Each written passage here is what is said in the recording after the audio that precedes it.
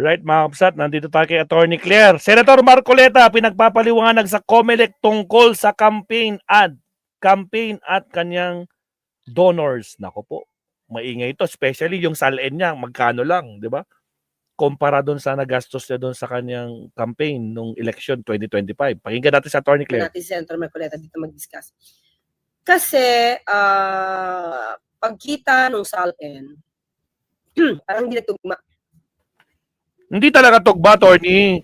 Yung SALN, yung amount ng assets niya ng SALN, dun sa laki na nagastos sa pangkampanya. So, because of that, na-question ng mga, alam niyo naman, yung mga fact-finders, yung mga taga-media, yan, nakita. Siguro yung mga SOCMED, sa content creator. At para mas malaki daw yung nagastos. Or parang, ito lang yung asset mo, although millions naman. Ito yung asset mo, pero at laki na nagastos mo. And then, kasi agad si Senator Marcoleta, nagdepensa agad sa isang program. Didepensa niya agad, na sinabi niya na may mga donor siya na ayaw magpasabi. Diba? Ayaw magpasabi, magdodonate kami sa iyo, pero wag mo sabihin. Ganun yung nadinig ko. Hindi po lahat ng nabanggit niya doon ay nadinig ko. Parang ito yung pinaka-context. So, lumalabas na yung mga donation, campaign donors, di niya nilista. So, because of that, siyempre, mako-call out siya ng COMELEC.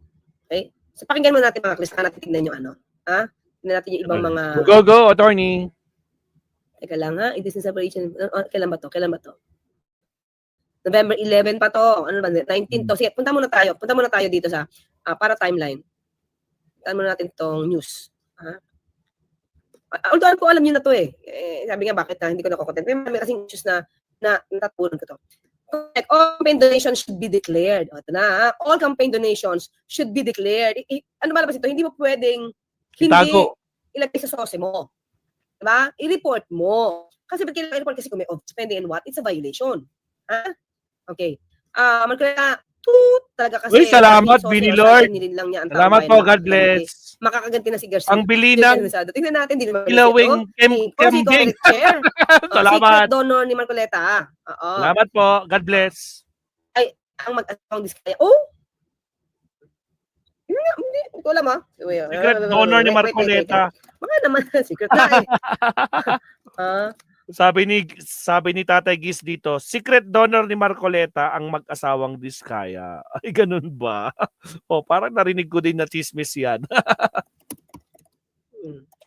Sige. Kaya nga, may naman lumalabas na ganyan, Tatay Giz. Kaya nga, si Tatay Giz talaga. Meron palang,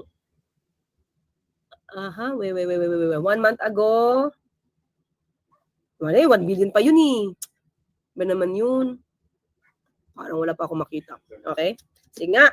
Talaga Attorney Claire, napanaginipan daw ni Mike Cervera na pinagre-resign daw ng INC si Marcoleta. Or matitiwalag siya. INC? Really? Yun. RLN? Hindi naman siguro. Matatag na miyembro. Mike Cervera talaga, So, nasan ako sa news na ako. Okay, basahin ko lang In an interview, COMELEC Chairman Garcia said it is necessary for each and every campaign contribution to be declared in the SOSE. Diba sabi nga kasi overspending, dyan nga nagkaroon ng problema dati si ER Ejercito because of the overspending. Kasi nireport nila. Lahat po dapat declared sa SOSE. Said Garcia in a phone interview after being asked regarding the claims of Senator Rodante Marcoleta regarding his SOSE. Under the Omnibus Election Code, all candidates and political parties must file full, true, and itemized SOSEs after the electoral exercise. Diba? In his SOSE, Marcoleta reported that he had PO contribution received while spending, while spending 112,857,951.44. Diba? Nireport niya ito. Pero hindi niya nilagay yung mga donors.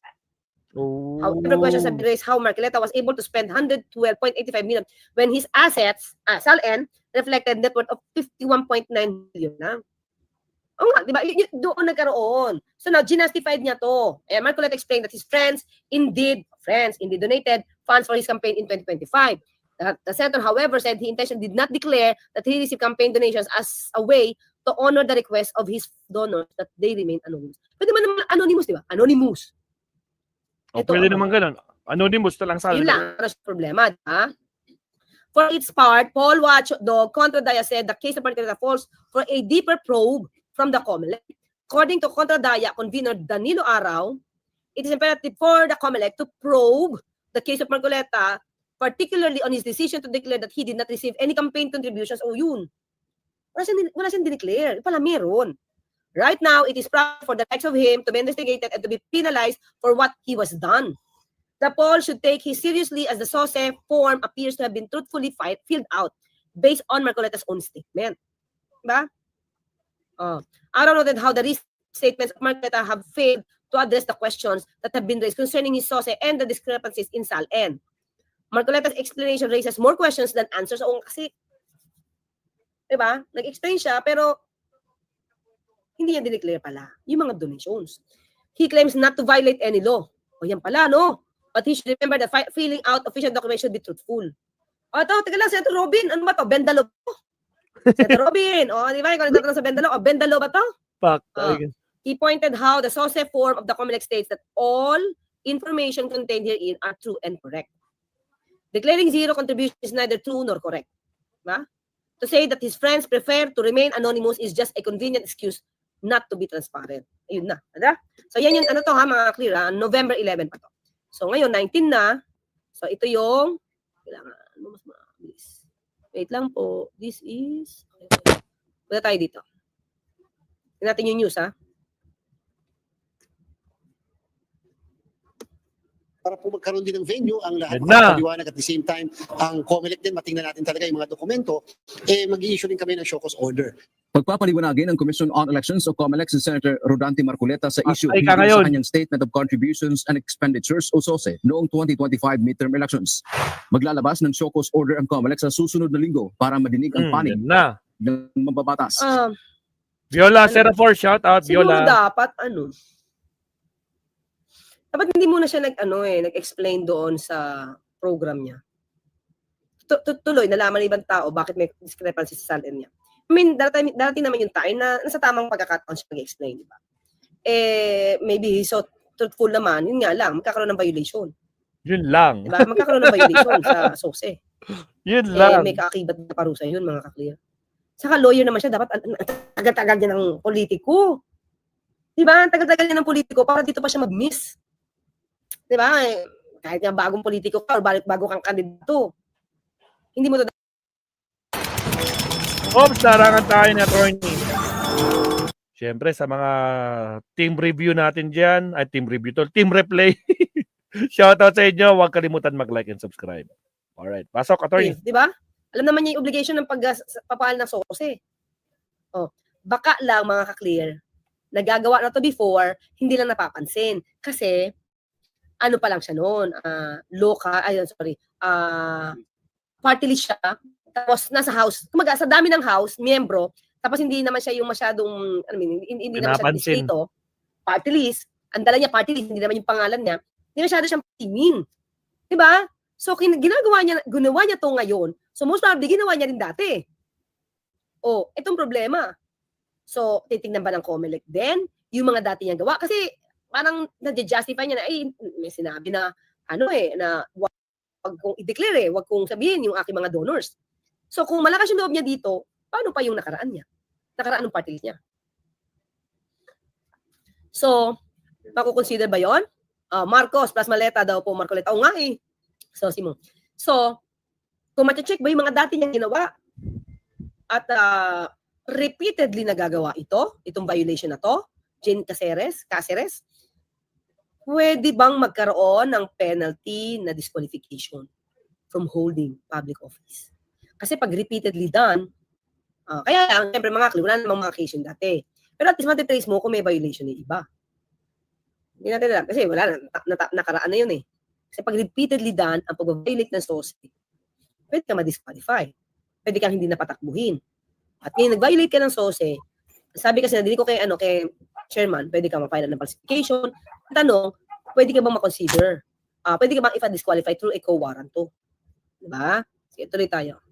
As kung saan nanggaling o paano yung pinanggalingan nung nagastos na amount na yun ang ating gusto rin malaman. Kasi naman siyempre, nakalagay din kasi sa Omnibus Election Code sa Section 99 na dapat talaga yung mga kandidato, yung kanilang ginastos, tinanggap, ay nai-report din sa atin. Lalo na yung mga binigay Nanalo. o ginastos sa panahon ng campaign period. Sa isang panayam, inamin ni Senator Marcoleta na tumanggap siya ng mga donasyon mula sa anyay kanyang mga kaibigan pero hindi niya nilagay sa SOSE dahil nakiusap na huwag silang pangalanan. Sa katunayan, makikita sa SOSE ni Marcoleta, 0 o wala siyang nilagay na donasyon na natanggap. Sa ilalim ng Diba? So, yan, tanong natin. Senator Robin, ito ba pendalo ito? Sige. batas, kailangang ideklara kung magkano ang donasyon at sino ang nagbigay o donor. Ang maling deklarasyon sa SOSE ay isang kasong kriminal o election offense, Agoy! maaari ding sampahan ng perjury o pagsisinungaling at falsification ng public document. Kabilang din sa isyong lumalabas na mas malaki pa ang ginastos ng mababatas noong nakaraang kampanya sa halaga na nasa kanyang Statement of Assets, Liabilities and Net Worth o SALN. Sa kanyang SOSE, umaabot sa 112 million pesos ang kabuuan Grabe, niyang no? gastos noong 2025 elections, ngunit sa kanyang SALN, nasa 18 million lamang ang kanyang assets at 51 million pesos ang net worth. Kung ang SALN daw ay ganito, bakit hindi tumutugma yung nagastos sa SALN niya? So maganda rin magkaroon ng paliwanag kasi siyempre ang COMELEC, para lang ipakita natin sa lahat na kami naman ay fair to everybody. At kung may mga ganyang klase na alingas-ngas, kontrobersiya, maganda na malaman din natin. Nilinaw din ng COMELEC gagawin nila ito para sa transparency at accountability. Hininga na ng UNTV News and Rescue ng reaksyon dito si Senator Afraid talaga, Marcoleta, Yuki subalit wala Sawaki. pa siyang naging sagot. Talaga. Samantala, hawak na ng COMELEC and back ang Afraid rekomendasyon talaga. ng kanilang Political Finance and Affairs Department of PFAN patungkol naman sa isyu ng tinanggap na donasyon ni Senator Francis Chis Escobar. Anyway, doon muna tayo kay Senator Marcoleta. Di ba, lumalabas pa kami? Ala, kung sakali, no, matatanggal sa pwesto. Kung sakali matanggal sa pwesto si Marcoleta, sinong maiiwan? Si Amy na lang, tsaka si Kwan. Si Amy, tsaka Amy, Cayetano, Robin na lang. Paano yan? Eh, lahat ng mga nasa minority, wala. Wala na mawawala si Jinggoy, si Joel, si Chis.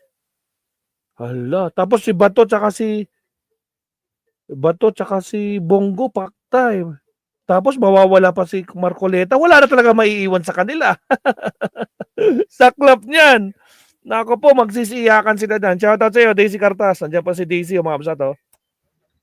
Nagkaroon patuloy ng reason yung ibang tao, di ba, na siya ay papanagutin doon sa SOSE niya dahil nag-explain siya agad. Ginastify niya pala.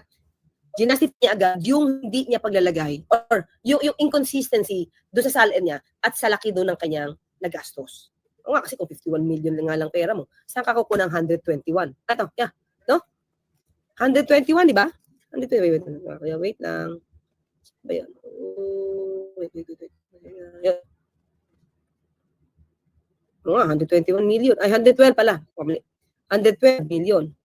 O, yun nga, to justify this, yun, nag-explain siya agad sa kanyang program. Diba? So, naamin niya na talaga na meron pala siyang mga donor. May campaign donor siya. Na paano to? Pinanpaan niya dito na walang donor. So, mga ka-clear, ito yung sinasabi natin, hindi yun in good faith. Intentional. Can you see the difference? Alam mong mali, ginawa mo pa rin, because sinabi ng tao mo, na kaibigan mo, ay huwag mo ilagay. So, alam mo na bawal sa batas, ginawa mo pa rin, so hindi na siya good faith. Intentional yun. Di ba, Romulo Bumatay? Intentional. Okay? So, tuloy tayo, tuloy. Ay, nasa na ba? O, huwag na natin take upin si ano lang naman. Basahin na lang natin ito iba. Okay, mga ka-clear? So, ano ba nakalagay dapat? Ano sinabi naman natin kanina sa batas? Kung ano dapat nakalagay sa SOSE? Leonardo Ansag, shout out. Sigaw ni Marcoleta sa rally. Wait lang. Transparency. Pero yung sa SOSE niya, ano? Max safe. You have a point. Sige, tuloy. Yan, So, dito lang naman, Yan. Categories of expenses that must be reported. SOSE, Okay? So, syempre, nga. advertising, O, tama ka din, promotion Annalyn. expenses, rally and public meeting expenses, personnel and professional services. Lalagay mo pala yun, no?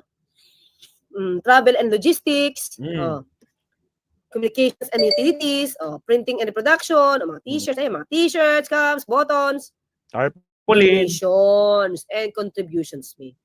Kasama, pati legal, sila yung expenses, petty cash, Very clear eh. Mga donations and contributions. So, alam niya na dapat ilagay. So, mga clear, pakinggan natin to kung anong pwedeng penalty. Tanong nga natin, pwede ma-disqualify due to warrant. Lumabas kasi, parang pwede. Okay?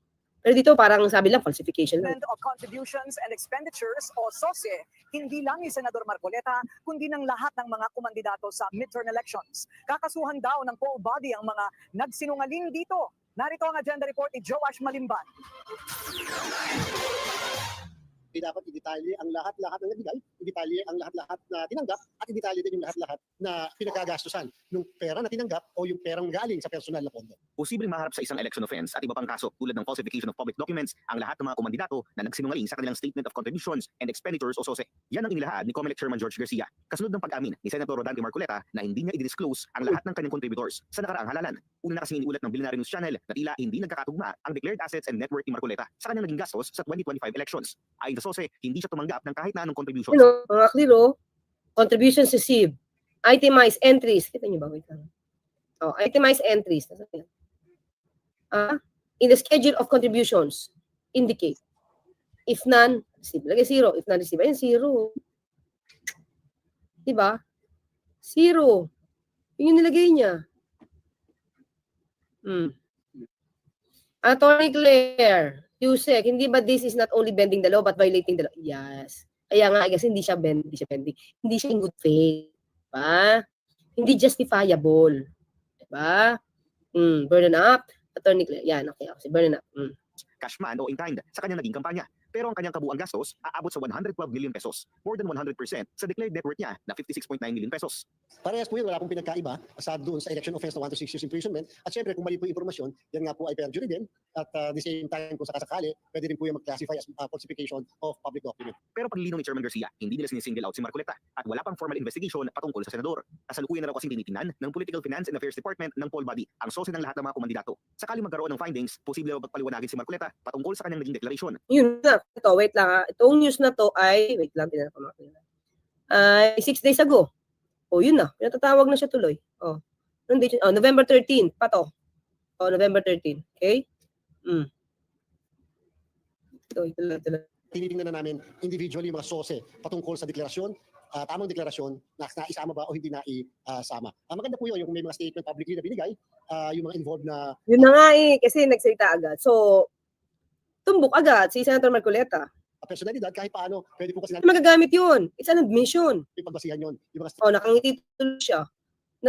Napadali yung pagtatawag nila kasi meron na si Senator Marcoleta. statements na yan. Paalala ni Chairman Garcia, hindi nasakop ng kanilang jurisdiction ang mga kasalukuyang nakaupong national officials. Ibig sabihin, wala na silang kapangyarihan para i-disqualify ang mga ito. Pero posible pa rin daw sila magrekomenda ng election offense na may karampatang isa hanggang 6 na taong pagkakakulong at perpetual disqualification from holding public office. Sinubukan muli ng Billionaire News Channel na kunin ang panig ni Senator Marcoleta pero hindi pa ito sumasagot sa aming mga mensahe. Para sa agenda. Okay, mga clear hindi nga nila alam Narangal pa tayo ni Attorney. Nako po. Again, sa mga bagong pasok dyan, baka nakalimutan nyo mag-like and subscribe. Baka naman. Sose. Law on Sose. Natin mga clear ha? Parang pwede. Hindi, hinahanap ko lang yung pinaka-ano niya. Anyway, nandiyan naman yung sinabi ni Sinong may gustong mapanagot si Marcoleta dahil sa pagsisinungaling niya sa kanyang sose, mga kakabsat? Sino? Press 1 sa mga gustong mapanagot si Marcoleta sa ginawa niya pagsisinungaling. Dito sa sose niya, mga kakabsat, na talagang halatado. No? Kaso, biniben nila. Putragiso. Yan, Robin Padilla, di ba? Nako po. Ni COMELEC Chair. Diba? Na pwede siyang maharap sa kaso. Diba? Si Ryan de Conesa nag-1 na. Diba? So, tingnan natin kung ano magiging explanation niya. Kasi hindi niya na ikakaila mga kliyo yung sinabi niya sa kanyang program. RLN, de Venecia, napanaginipan daw, pina-explain daw ng INC Marcoleta tungkol sa nangyari sa rally, ginawa ni Amy. Otherwise, mag-resign siya or magtiwalag siya. Ulit. Napanaginipan daw ni Mike Cerveza na explain daw ng INC si Marcoleta tungkol sa nangyari sa rally na ginawa ni Amy. Otherwise, magre-resign siya o magtito. Panaginip lang yun. Tingnan mo, may vision? May vision ba si Mike Cervera na parang Joseph the Dreamer. Naginip lang yon. Hindi naman nila siguro gagawin yan. Hawak ba? Teka, tanong ko natin. With that panaginip, tingin mo ba alam ni Senator Marcoleta yung gagawin ni Senator Amy? Yun ang tanong. Kasi most probably, yung pamunuan ng INC, hindi to alam. Diba? Hindi to alam. Hindi naman nila siguro ito sa Senator Amy. Pero tanong, alam ba ni Senator Marcoleta yung gagawin ni Senator Amy? Kung alam niya, kung alaman niya, sinabi ba niya sa INC? Diba? Yun yung kwento. Ang dapat magandang question, alam niyo ba? Kasi kayo medyo mukhang nakaka-align kayo sa mga inyong mga, ano ba, mukhang na-align sila doon sa kanilang mga pinoproteksyonan, di ba? So, kung align kayo, ang tanong, alam ba ni Senator Marcoleta? So, pasok tayo sa good faith. Ang presumption nun, hindi. Kung alam, gagawin niya ni Senator Amy, nasabi ba ni Senator Marcoleta sa INC na ito'y gagawin niya? At sino ba, at tanong dito, sino ba ang nagaya kay Senator Amy na tumayo doon? Peace rally to eh. Peace rally to. Bakit hindi kayo naka-align sa gusto ng INC na katiwalian lang? Ang sinisira ni Senator Amy, yung kapatid niya. Hindi align, di ba? Hindi siya naka-align. Tapos, ang sinasabi niya pa, yung mga di umano mga gawain na paggagamit ng bawal na gamot. Hindi siya align doon sa anomalyang flood control projects eh. Bakit mo sinasabi yan? Diba? Yung dating Pangulong Duterte, nagmariwana habang Pangulo eh. Hindi mo kinul out ni Marcos. Diba? Hindi ba resulta ng pagdodroga yung trigger happy na pumati? Diba? Hindi ba yun? Hindi ba resulta ng pagdodroga ni dating Pangulong Duterte na maging trigger happy? Kaya ang daming resulta, napakarami na nabiktima ng EJK. Tanong yun, hindi ba sabi mo pagka nagdodroga, hindi maganda ang pag-iisip. Yung pagdodroga ba ni dating Pangulong Duterte, yung kaya lagi siya nagmumura sa stage. Sino ba talaga yung nag-asal na lulong? Sino ba yung nag-asal lulong? Talaga. Diba? Yun yung tanong. Samantala si dating Pangulong Duterte, umaming pa nagmamariwana. Ang Tama. Diba? Angeli, walang sikretong hindi nabubunyag. Yan, di ba? Okay, nako. Mga clear. Okay. Nandito si Maylene, si Ancolets, Nico Dueño, Courage 93, Paruds Maniago, Romulo Tan, Tatay G, of course, Edina Jones, nandito na Betty Meredith, si JD Sinab, okay? Okay, Uman, Jonel, Nelmida Tablang. So, paano na-take up natin yan? Tingnan natin. Parang natin kung ano. Salamat, attorney. Okay na. Nako, Marcoleta, marami kang i-explain. Don't tell me, naka-live na naman si attorney ngayon. Yun na yung last topic niya, yung kay Marcoleta. Tapos kanina, bakit ganyan ang desisyon ng korte kay Gutesa? Tapos, di ba dapat isuko si Senator Bato sa ICC? Uy, Senator Robin Padilla talks. Hindi daw dapat isuko si Senator Bato. Hindi ba siya nagtatago na 2 weeks na. Binoy, 2 weeks ang nagtatago si Bato, 'di ba? Yung bring it on. Tapos maalala ko, sabi mo, kapag kinulong nila si Bato de la Rosa, sasama ka, edi sumama ka na. Tatlo kayong mag-alaga kay Tatay Digong na nakakulong sa ICC. Nako po. Punta ka natin sa Attorney Enzo.